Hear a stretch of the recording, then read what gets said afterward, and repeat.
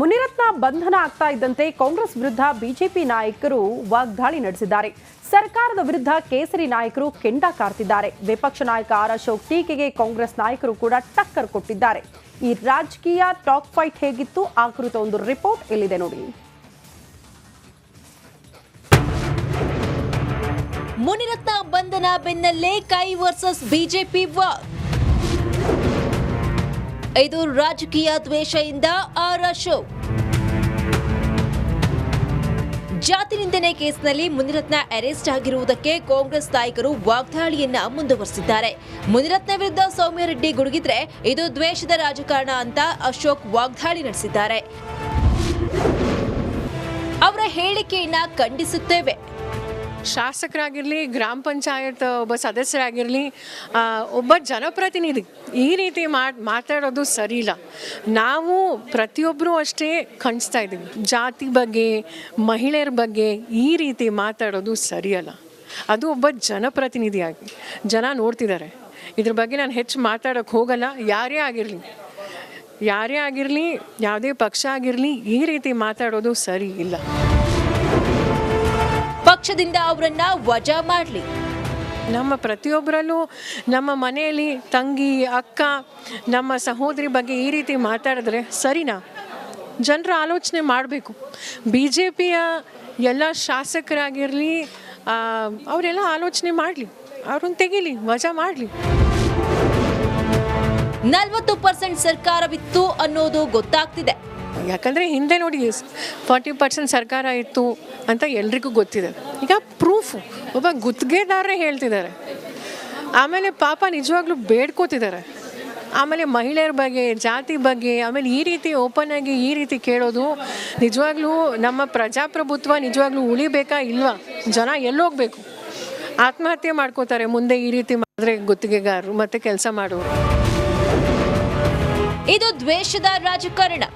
ಇಲ್ಲ, ಇದು ದ್ವೇಷದ ರಾಜಕಾರಣ ಅಲ್ಲ ಅನ್ನೋದಕ್ಕೆ ಕಾಂಗ್ರೆಸ್ ಬರೀ ಹೇಳಿಕೆ ಏನಿದೆ ನೋಡಿ. ಇವತ್ತು ಕೋರ್ಟ್ ಇಲ್ಲ, ಸೋಮವಾರ ಏನೋ ಲೀವ್ ಇರಬೇಕು, ಕೋರ್ಟ್ ಇಲ್ಲ.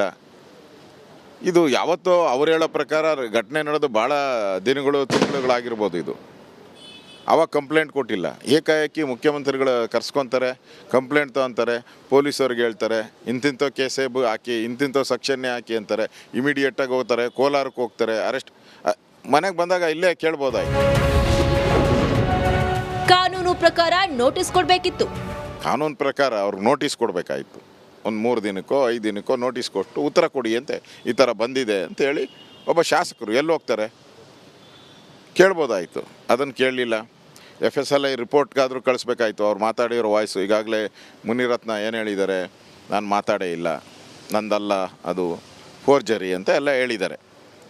ಸೊ ಅದರ ಪ್ರಕಾರ ಅದನ್ನು FSLI ಕಳಿಸ್ಬೋದಾಯಿತು. FSLIಲೇ ನಾನು ಪ್ರೂವ್ ಆಗಿದರೆ ನಾವ್ಯಾರು ಅದಕ್ಕೆ ಬೆಂಬಲ ಕೊಡ್ತಾ ಇರಲ್ಲ, ನಾವ್ಯಾರು ಸಪೋರ್ಟ್ ಮಾಡ್ತಾ ಇರಲ್ಲ.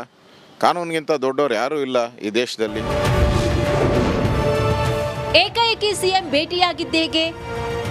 ಇವರೇ ಫೋನ್ ಮಾಡಿ ಅವನ ಕರ್ಸ್ಕೊಂಡಿರೋವಂಥದ್ದು ಚೆಕ್ ಮಾಡಬೇಕು. ಅವನು ಕಾಂಟ್ರಾಕ್ಟರ್ ಮೊಬೈಲ್ ಯಾವುದ್ಯಾವುದಿದೆ ಎಲ್ಲನ ಚೆಕ್ ಮಾಡಬೇಕು. ಯಾಕಂದರೆ ಯಾರು ಫೋನ್ ಮಾಡಿ ಯಾರು ಬರೋಕ್ಕೆ ಹೇಳಿದ್ರು.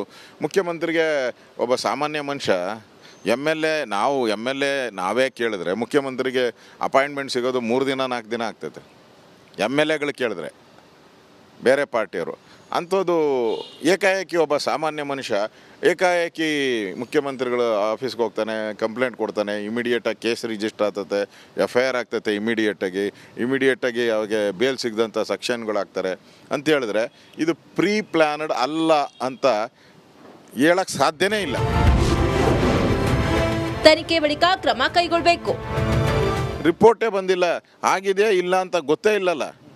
ಅದರಿಂದ ಬರಲಿ, ತನಿಖೆ ಆಗಲಿ. ಅಟ್ಲೀಸ್ಟ್ ತನಿಖೆನೂ ಬೇಡ, FSLI ರಿಪೋರ್ಟ್ ಬರಲಿ, ಅದಾದಮೇಲೆ ಕ್ರಮ ತೆಗೆದುಕೊಳ್ಬೋದಾಯ್ತಲ್ಲ. ಮುನಿರತ್ನ ಬಂಧನ ಆಡಳಿತ ಪಕ್ಷ ಹಾಗೂ ಕಮಲ ನಾಯಕರ ನಡುವಿನ ಮಾತಿನ ಮಲ್ಲಯುದ್ಧಕ್ಕೆ ಕಾರಣವಾಗಿದೆ. ಈ ವಾಗ್ಯುದ್ಧ ಯಾವ ಹಂತಕ್ಕೆ ಹೋಗುತ್ತೆ ಅನ್ನೋದನ್ನ ಕಾದು ನೋಡಬೇಕಿದೆ. ಸಿಲುಕಾಕಿಕೊಳ್ಳಬಾರದು ಅಂತ ತಲೆ ಓಡಿಸಿ ಪರಾರಿಯಾಗೋದಕ್ಕೆ ಯತ್ನಿಸಿದ್ರು. ಆದರೂ ಕಾಕಿ ಕೆಡ್ಡಾಗೆ ಬಿದ್ದಿದ್ದೇ ರೋಚಕವಾಗಿದೆ.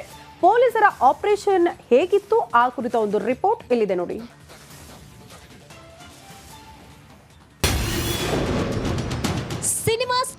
ಮುನಿರತ್ನ ಎಸ್ಕೇಪ್. ಓಡೋಗ್ತಿದ್ದವರು ಪೊಲೀಸರ ಕೈಗೆ ಲಾಕ್.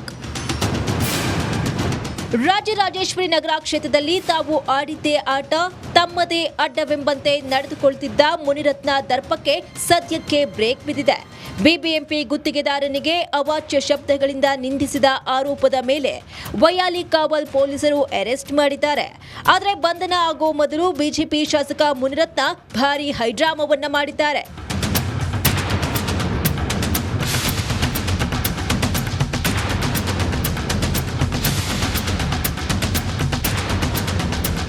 ಮುನಿರತ್ನ ವಿರುದ್ಧ ಎಫ್ಐಆರ್ ದಾಖಲಾಗ್ತಾ ಇದ್ದಂತೆ ಎಸ್ಕೇಪ್ ಆಗಲು ಯತ್ನಿಸಿದ್ರು. ಫಿಲ್ಮಿ ಸ್ಟೈಲಲ್ಲಿ ಯಾರ ಸಂಪರ್ಕಕ್ಕೂ ಸಿಗದೆ ನಾಪತ್ತೆಯಾಗಲು ಪ್ಲಾನ್ ಮಾಡಿದ್ರು. ಇದಕ್ಕಾಗಿ ತಮ್ಮ ಕಾರಲ್ಲಿ ಯಾವ ಬೆಂಬಲಿಗರಿಲ್ಲದೆ ಯಾರ ಸಹಾಯಕರಿಲ್ಲದೆ ಡ್ರೈವರ್ ಜೊತೆ ಎಸ್ಕೇಪ್ ಆಗ್ತಿದ್ರು. ತಮ್ಮ ಗುರುತು ಸಿಗಬಾರದು ಅಂತ ತಮ್ಮ ಮೊಬೈಲ್ ಬಿಟ್ಟು ಬೇಸಿಕ್ ಮೊಬೈಲ್ ಪರ್ಚೇಸ್ ಮಾಡಿ ಬೇರೆ ನಂಬರ್ ಪಡೆದಿದ್ರು. ಫೋನ್ ಲೊಕೇಶನ್ ಮೂಲಕವೇ ಶಾಸಕ ಲಾಕ್. ಹೇಗೋ ಪೊಲೀಸರ ಕೈಗೆ ಮುನಿರತ್ನ ಫೋನ್ ಲೊಕೇಶನ್ ಸಿಕ್ಕಿದ್ದು ಕೋಲಾರ ಎಸ್ಪಿ ನಿಖಿಲ್ ನೇತೃತ್ವದಲ್ಲಿ ಅರೆಸ್ಟ್ ಮಾಡಲಾಯಿತು. ಬಳಿಕ ವೈಯಾಲಿ ಕಾವಲ್ ಪೊಲೀಸರು ಬೆಂಗಳೂರಿಗೆ ಕರೆದುಕೊಂಡು ಬಂದರು. ಇನ್ನು ವೈಯಾಲಿ ಕಾವಲ್ ಠಾಣೆ ಮುಂದೆ ಮುನಿರತ್ನ ಬೆಂಬಲಿಗರು ಆಕ್ರೋಶವನ್ನ ಹೊರಹಾಕಿದ್ರು. ಮುನಿರತ್ನ ಬಂಧಿಸಿದ್ದಕ್ಕೆ ಜೈಕಾರ ಕೂಗಿ ಆಕ್ರೋಶಗೊಂಡ್ರು. MP ಎಲೆಕ್ಷನ್ ಅಲ್ಲಿ ನಮ್ಮ MP ಅವ್ರು ಗೆದ್ದಿದ್ರಿಂದ ಈ ರೀತಿ ಮಾಡಿಸ್ತಾ ಇದ್ದಾರೆ. ಅದಲ್ಲದೆ ವೇಲು ನಾಯಕರು ಇವ್ರ ಜೊತೆ ಇದ್ದರು. 15 ವರ್ಷ 20 ವರ್ಷಗಳ ಕಾಲ ನಮ್ಮ ಮುನಿರತ್ನ ಸರ್ ಜೊತೆಲಿದ್ದವರು. ಅವಾಗ ಇವರು ಬೇರೆ ಜಾತಿ ಆಗಿರ್ಲಿಲ್ವಾ? ಅವ್ರ ಜೊತೆಲಿದ್ದಾಗ ಅವ್ರ ಜೊತೆಲಿ ಇದ್ದು ಒಡನಾಟ, ಅವ್ರ ಮನೇಲಿ ಇವ್ರು ತಿನ್ನೋರು, ಇವ್ರ ಮನೇಲಿ ಅವ್ರು ತಿನ್ನೋರು, ಈ ರೀತಿ ಇದ್ದವರು. ಅವರೇ ಒಕ್ಕಲಿಗರಿಗೆ 10 ಕೇಸ್ ಹಾಕಿದ್ದಾರೆ. ವೇಲು ನಾಯಕರೇ ಒಕ್ಕಲಿಗರಿಗೆ 10 ಕೇಸ್ ಹಾಕಿದ್ದಾರೆ. ಹೋದ ವರ್ಷ ನಾನು ಗೌಡ್ರ ಮಹಿಳೆ, ನನ್ನ ಮಗನ ಮೇಲೆ ಅಟ್ರಾಸಿಟಿ ಹಾಕಿದ್ದಾರೆ. ಮುನಿರತ್ನ ಅಂತ ಒಳ್ಳೆ ವ್ಯಕ್ತಿ. ಒಂದು ಹೇಳ್ತೀನಿ ಕೇಳ್ರಿ, 4 ಸಾರಿ ಕ್ಷೇತ್ರ ಜನತೆ ಗೆಲ್ಲಿಸ್ತಾರೆ ಅಂದರೆ ಜನತೆ ಏನು ಮೂರ್ಖರ? 4 ಸಾರಿ MLA ಮಾಡ್ತಾರೆ, 1 ಸಾರಿ ಇವನ್ನ ಗುರುತಿಸಿ ರಾಜ್ಯದ ಮಂತ್ರಿ ಆಗ್ತಾರೆ. ಹಾಗಾಗಿ ಮುನಿರತ್ನ ಅವರು ಯಾವುದೇ ಕಾರಣಕ್ಕೂ SC ST ಜನಾಂಗ ಅಂತ ಆಗಲಿ ಇನ್ನೊಂದು ಪ್ರಭಾವಿ ಜನಾಂಗ ಆಗಲಿ ಯಾರನ್ನು ಉದ್ದೇಶ ಮಾಡಿ ಮಾತಾಡಲ್ಲ.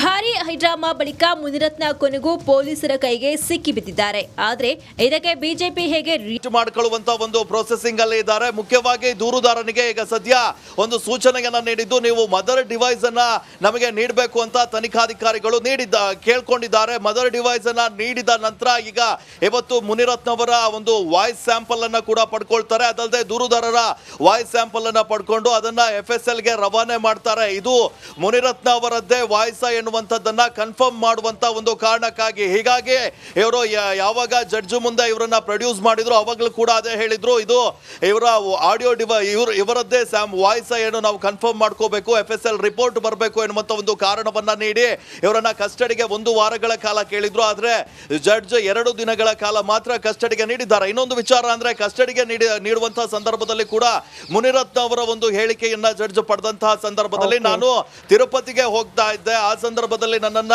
ಏಕಾಏಕಿಯಾಗಿ ಅರೆಸ್ಟ್ ಮಾಡಿದ್ದಾರೆ, ಇದೊಂದು ಷಡ್ಯಂತ್ರ ಅಂತ ಒಂದು ಆರೋಪವನ್ನ ಕೂಡ ಮಾಡಿದ್ರು.